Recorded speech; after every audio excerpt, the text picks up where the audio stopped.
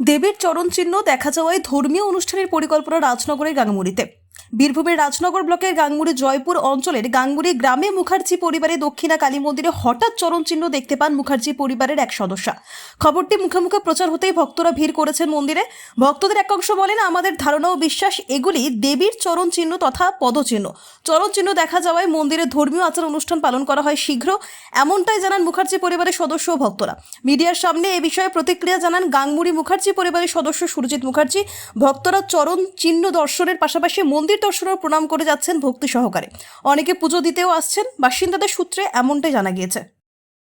সুরজিৎ মুখার্জি, এই মুখার্জি পরিবারেরই ছেলে। তো ঘটনাটা হচ্ছে 13 তারিখ সন্ধ্যে 5:30 নাগাদ, যখন আমার জেঠিমা পারুল মুখার্জি, যিনি আসেন সন্ধ্যে দিতে, বর্তমানে ওনারই পুজোর পালি চলছে, এবং উনি যখন আসেন সন্ধ্যে দিতে, সন্ধ্যে দেওয়া হয়ে যায় ওনার যখন, তখন ওই যে পুজোর ঠাকুরের যে ডিশটা থাকে ওটা সরাতে গিয়ে উনি দেখেন যে মায়ের এরকম কিছু একটা আলতা রাঙা পায়ের চিহ্ন চিহ্ন, রয়েছে। হ্যাঁ, দেখা যাচ্ছে।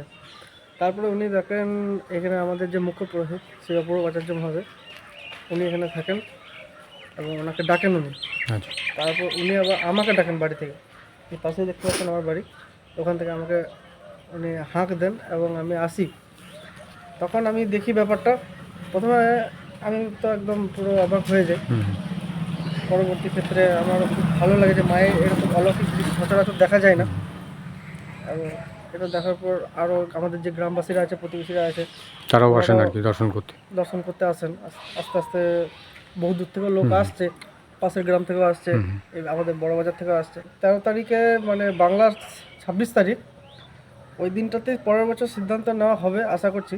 আচ্ছা, এবার আমাদের যারা সেবায়িতবর্গ আছে, আমাদের ফ্যামিলির, তাদের সঙ্গে বসে একটা সিদ্ধান্ত নেওয়া যাবে। আর আচ্ছা, এমনও যদি বলতে পারেন যে আমাদের শুক্রবার দিন 3ই পৌষ 19 তারিখ আমাদের অমাবস্যা উপলক্ষে মায়ের এই যে চরণচিহ্ন উঠেছে সেটা উপলক্ষেও একটা সকাল থেকে হোম যাগ যজ্ঞ, একটা পুজো আর্চার ব্যাপার রয়েছে। সিদ্ধান্ত নেওয়া হয়েছে এবং সন্ধ্যে 7টায় আমাদের মহোৎসবের একটা ব্যবস্থা করা হয়েছে।